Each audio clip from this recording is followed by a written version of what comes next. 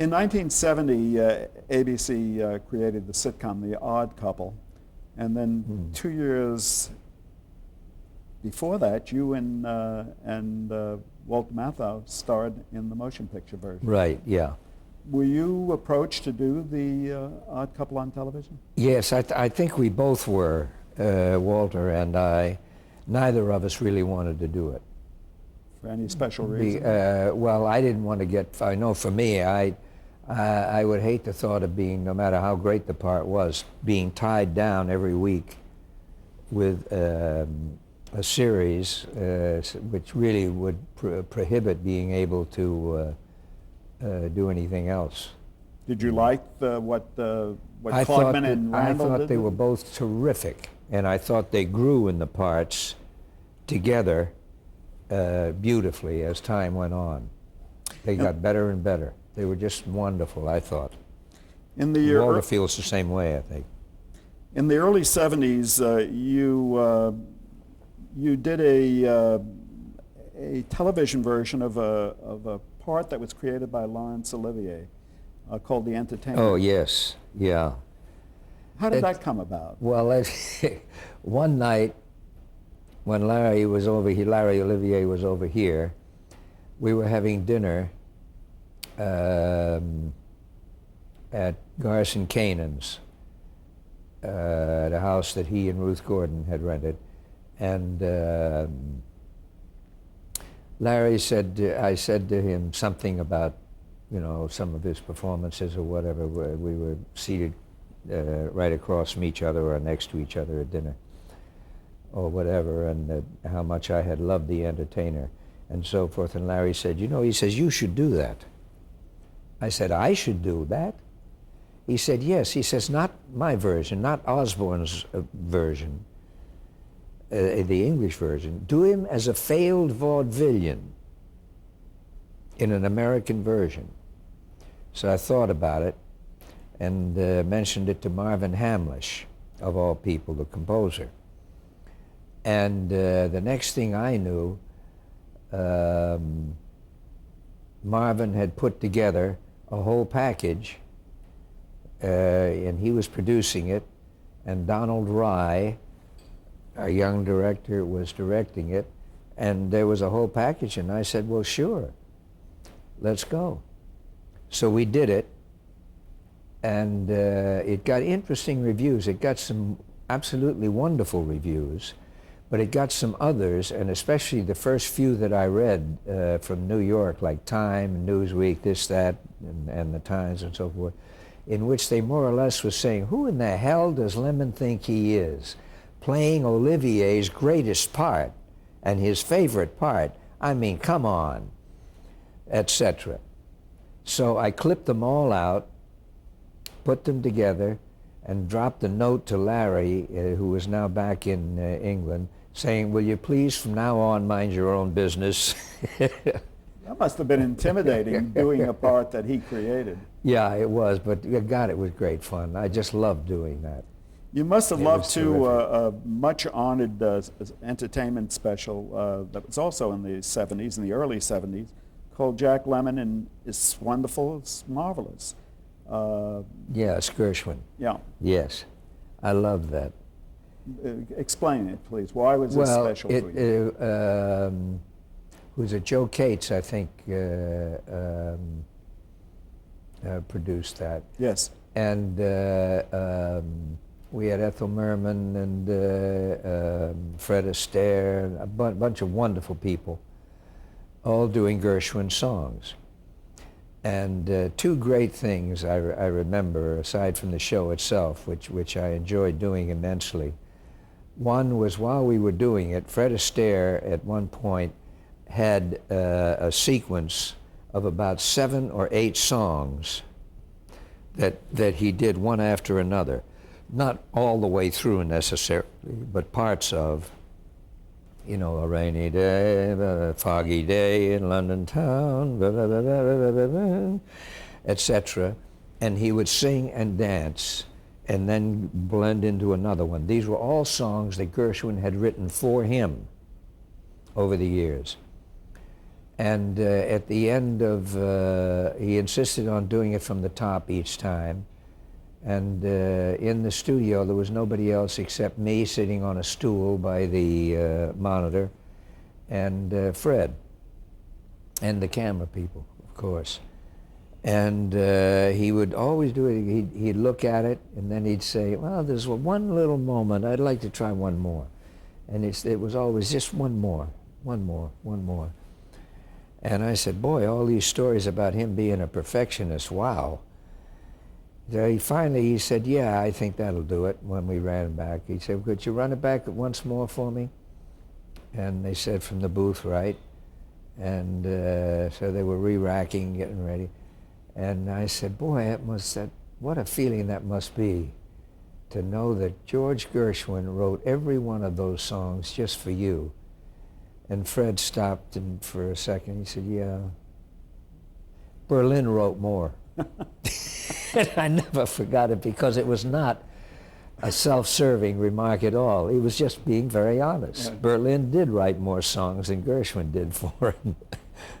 And Gershwin wrote about 20, I think.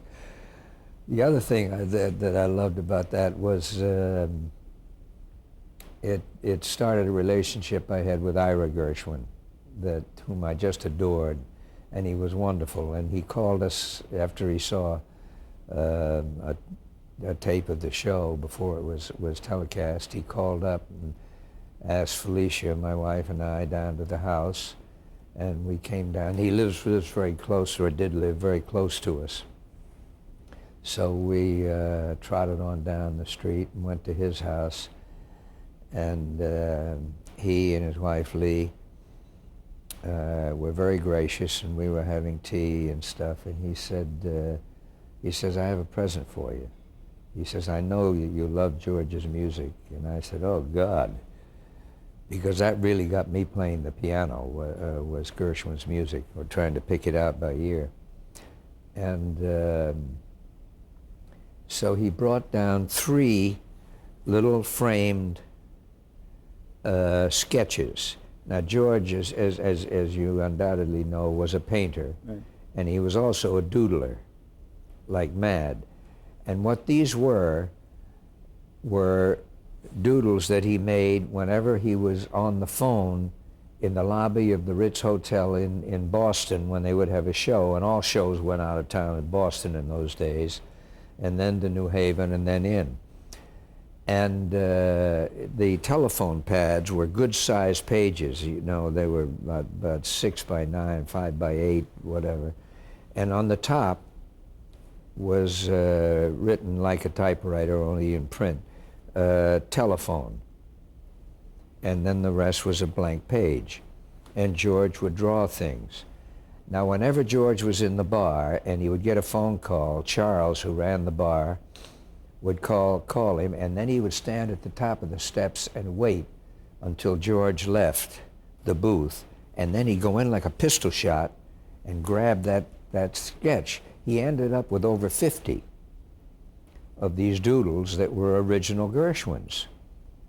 And they were marvelous. They were everything from dogs to faces, and sometimes the face of the person he was talking to, sometimes himself, whatever. There was 3 of them, and the one I chose that Ira so sweetly gave me was a profile of George with telephone as the top of his head, flat, and then his large nose and everything, and then where his eye was in profile was the nose went in and up, and then an X, like he'd been hit in the eye. And so it was probably Vinton Friedley or one of his producers giving him hell about some song that they didn't like. And what he did was have them all framed, and then he took George's canceled checks and cut the signature out and had that matted in at the bottom. So you had the sketch and then George's signature underneath. They all came from Charles. When George passed away, he very sweetly sent all of them to Ira, who gave some to colleges and some to foundations and this and that, and others to friends. And he had 3 left, and that's how I got one. You obviously treasure those and still have them. Yeah. Tell us briefly, if you would, what it was like to host the Academy Awards in 1985. Was that a good experience? Yeah, it was a pretty good experience. I don't think that I'm that good a host. You know, I'm not. When you want to get a Billy Crystal or someone like that, now you're talking. I think that he is superb. Right. But at the time, I remember being fairly satisfied with it. I thought that the writing could have been better. But then again, I'm not a comic. Right. I'm an actor who plays comedy. Right. I had lived a couple of things that got a laugh, and I thought I was the king of the mountain. A few years later, you starred in a two-part NBC movie called The Murder of Mary Fagan. Yes. Something stick out in your memory about that? Well, mainly it was the overall show, because I thought it was an important show, as did George Stevens Jr., who produced it, and who was a dear friend of mine. It was an important point of history in our country. Not pleasant history, God knows, but it was a very important series of events that happened and that I felt should be told. As for the character himself, it was a good character, but it's hardly a great one. But I did it mainly because I believed so much that the show should be done. I was delighted that George wanted me to do it. About that same time, you appeared on television, something you also played on Broadway, one of the great dramas in American culture, and that's Long Day's Journey. Yeah, that was a great experience.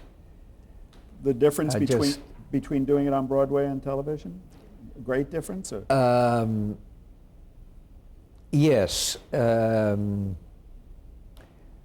When we did it on television, we did some of the scenes differently. We would bring them down, of course. The biggest difference between the stage and film or television is this. In other words, where on stage I might go like this, and it would not be too broad, on screen I might just go, that's it. Is that much difference? Tracy was a master at it. You could watch Tracy when other people were talking, and you could just see his mind working and listening. He was a great listener. Did you actually get to meet Tracy? Yes, yeah. That must have been a thrill, since he was one of your models. Yes, he was, yeah. Yeah, it was. He was shooting, what was the story of the mayor of Boston? I can't remember the title. But The Last Hurrah. The Last Hurrah, yes. He was shooting that on the stage next to me at Columbia when I was doing something or other, one of my early Columbia films. And so Dick Quine, I think, who was a dear friend of mine, writer-director, brought me next door and introduced me. He had known him from MGM.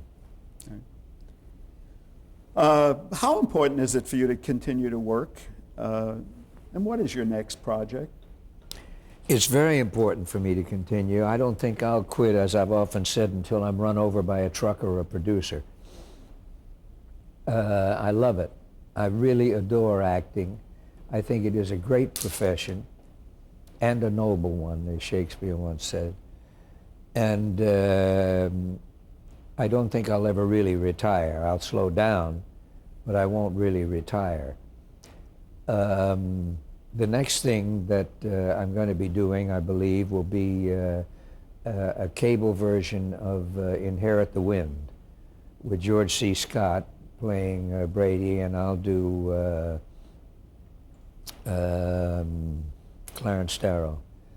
Billy Friedkin, who directed 12 Angry Men with both of us last year, will be directing it. A subject that's still relevant today, actually. Sure, yeah.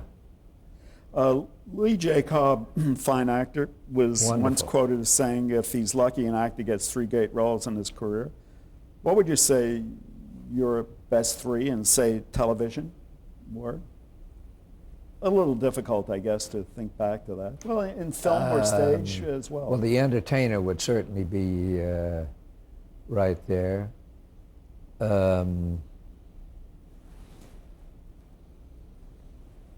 maybe John Wilkes Booth.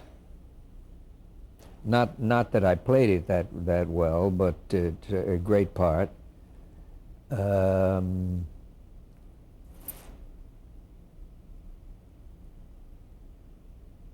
Wow. It's funny, there's so many of them course. keep coming through.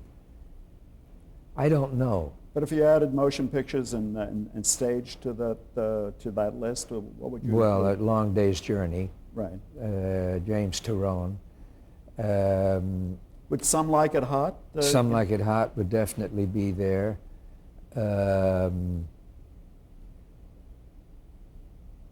In terms of importance to me, the part of Ed Horman in Missing, because the picture itself was so important to me, and I think was important to anybody who ever saw it if they really thought about it, in what it depicted and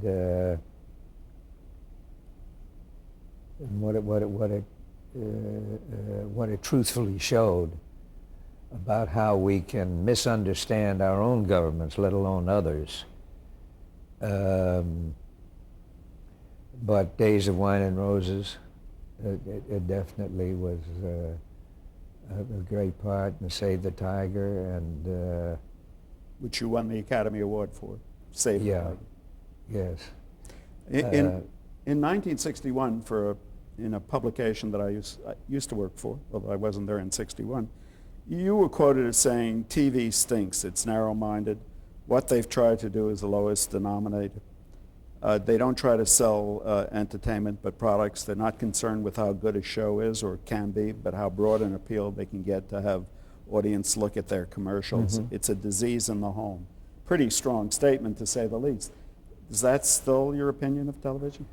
To a great extent, yes. I think that when I start looking, and I look maybe once or twice and that's the end of it, I don't watch any of the regular series. I loved Seinfeld, like the rest of the world, and there are some shows that I think are very good and that I watch.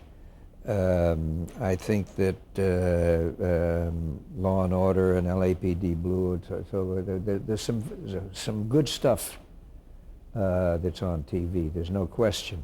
But too much of it is absolutely mindless, and especially you can just take almost all the sitcoms and put them in a box and blow the box up. It's crap. But you did previously... Sheer unadulterated baloney, I think. You did previously say some nice things about cable. You think cable is doing a good Yes, job? I think that there's some much better stuff done on cable, no question. But some of the things are good. You know, Helen Hunt's show, I think, is got a very high standard. But you're going to go a long way before you start coming up with a series that are going to equal Mary Tyler Moore's and Dick Van Dyke and Candy Bergen and a few others. They were a step up above, a whole stairway up above. We're about 400 some odd days away from a new century. What do you think of television in the next century? What do you think it's going to be like? Well, hopefully it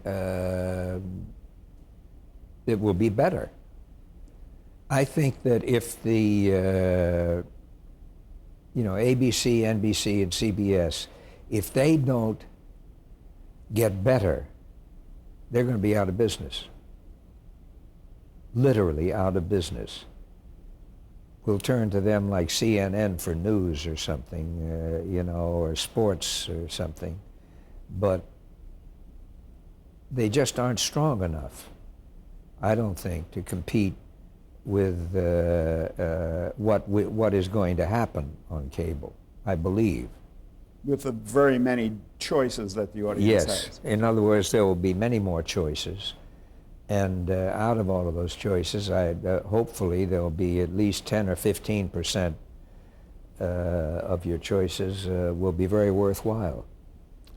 It's hard. You're very hard pressed to find anything that's on the major channels those three that can touch the Discovery Channel or public television or the History Channel, etc.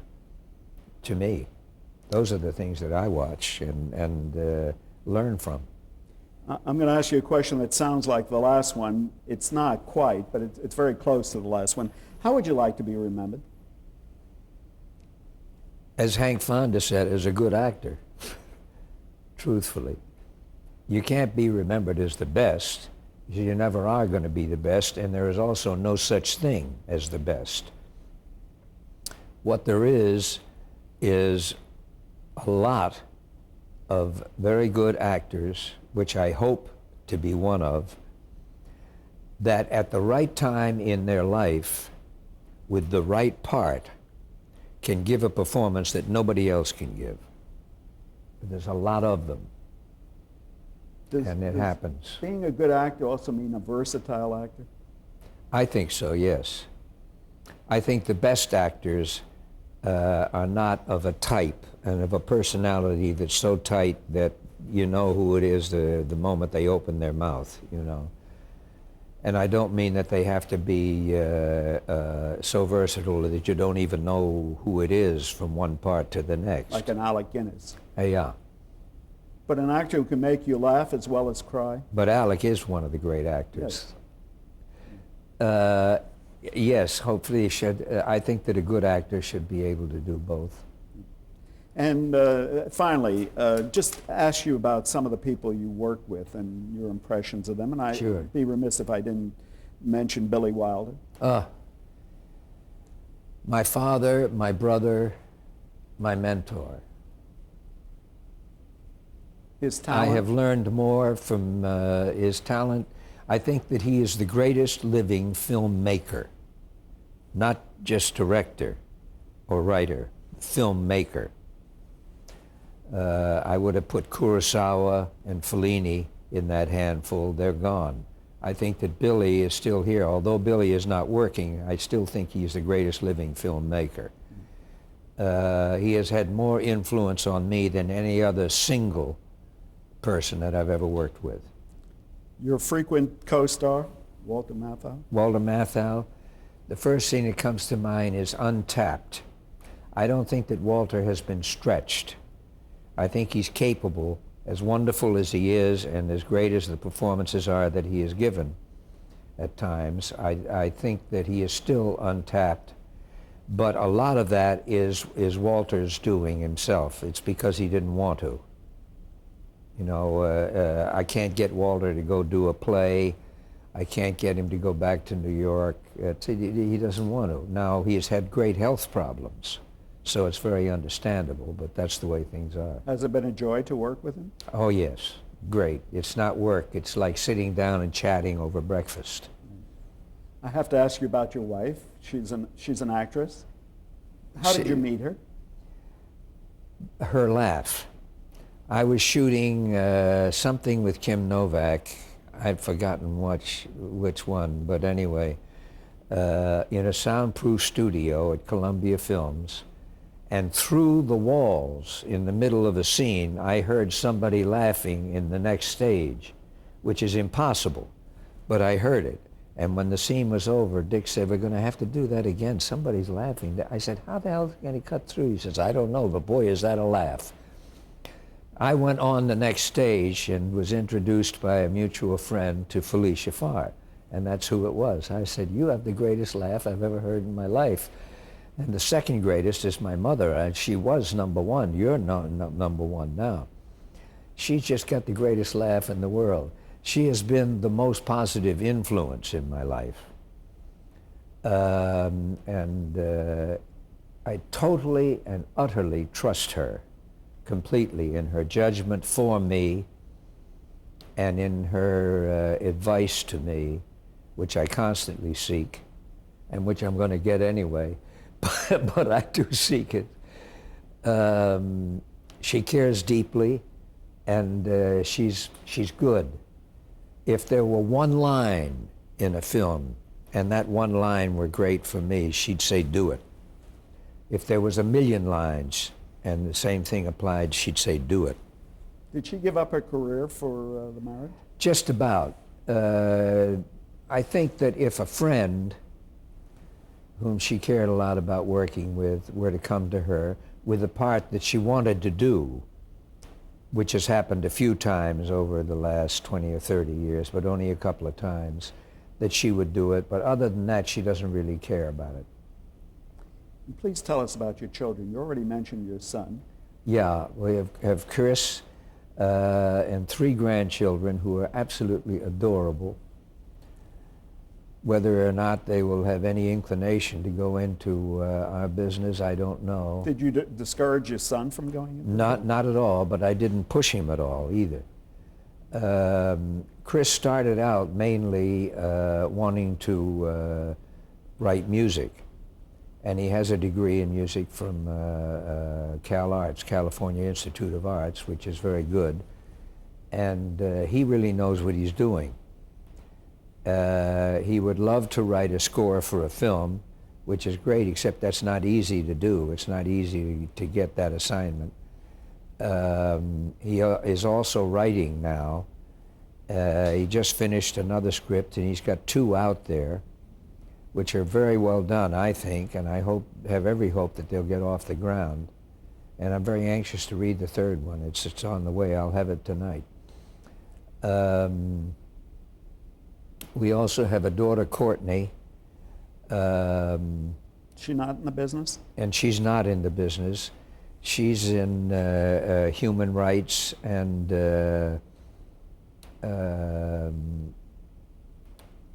medicine, both. She has worked for different organizations like Doctors Without Borders and AmeriCares, Human Rights Watch, and so forth, delivering medicines around the world. She's been to Bosnia, Chernobyl, all the places that scare me to death. But anyway, she goes there with medicines, a whole plane load of medicine, and she's the only one in charge, and gets them to the hospitals. And she's the one who came up with an idea that's now widely used of putting a whole bunch of Nestle's bars on the top of all of the medicine crates and boxes, because by the time they come off the plane in Russia or in Africa or whatever and get to the hangar where they are then going to be sorted out for delivery, the candy bars are gone. They open them up and they just grab whatever it is, whether it's medicine or anything else. So to save the medicine, she allocates a small amount of the money to go into candy bars. And they see those, they know what they are, and they love them. They grab those, stuff them in their pockets, and leave the medicine. Obviously very proud of your children. I'm very proud. We have another daughter, Denise, who is a clinical psychologist with a practice here in Beverly Hills. She's helped everybody in the business except me, and she's terrific. She's getting a marvelous reputation as a doctor. Jack Lemmon, the Archive of American Television, thank you very much. I do too, for being so generous with you. Well, I thank you. I'm delighted and honored to be a part of it.